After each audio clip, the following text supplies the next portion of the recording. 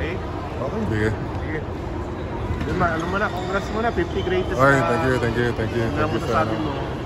Siyempre, masaya ako na nakabilang ako doon sa 50 greatest. Isang karangalan na makabilang doon na ma-recognize na isa na sa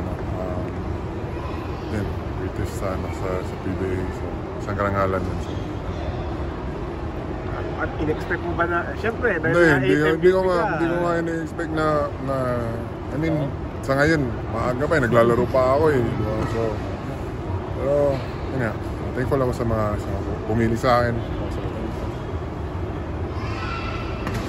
Kasi may yung mga legends, lahat pa siya, Atoy ko, si Mark Fernandez, sinasabi na baka may matagalan pa bago magkaroon ng isang katulad mo na mag-dominate sa PBA. Ano lang yung komento mo sa mga sinasabi ng mga legends na siyempre na ano ba ang puso, pero hindi ko may mag-ano rin eh. Mag-break din ng record ko eh. Yung record naman, mag-break talaga yun. Pero yun nga, ito lang kung kailan. Pero ako naman, ginagawa ko lang yung best ko kung ano yung may tulong ko sa team. Siyempre yung goal namin ngayon, makabalik ulit sa finals kasi parang tagal na rin namin na hindi na ilang conferences na rin na hindi kami champion. So, more added motivation ba o pressure sa yan? Kasi syempre part ka ng 50 greatest players tapos ngayon active ka pa eh. And then may chance ka pa para sa 9th na MVP. Hindi ko masyado iniisip yun eh. Yung mga sabi ko nga yung mga awards ko, kung ano man yung mga achievements ko, hindi umaakit sa puso ko yan. Kaya sa isip ko laging mula pa akong napanalunan, wala pa akong napatunayan. So yan, hindi pressure sa akin. Yun man, mukhang nagbawas ka ng timbang Kailangan ko magano mag-bawas ng timbang sa'yo. Kailangan ko makasabay sa kasi hindi naman tayo bumabata na eh, diba?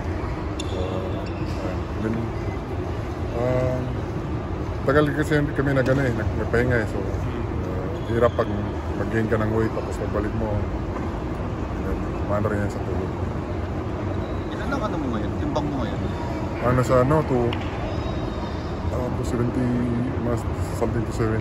Dati mga ako eh, pag mga all Filipino kasi napababa ako timbang eh, pero pag mga may malaki import nagpapaano ako 290 mga so 280 to 90.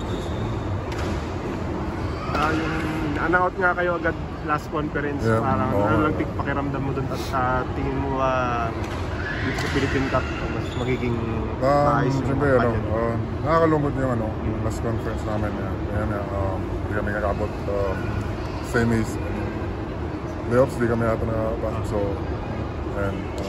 ngayon may chance kami na i-redeem yung sarili namin, so yun yung goal namin. Pero nga, sabi nga ni Coach Leo, one game at a time muna. So. Coach Leo ba, pinong-gratulate ka or yung nagsabi sa'yo ng anything nagkaano ka sa 50 greatest? Oo, nauna nga siya pinong-gratulate niya ako.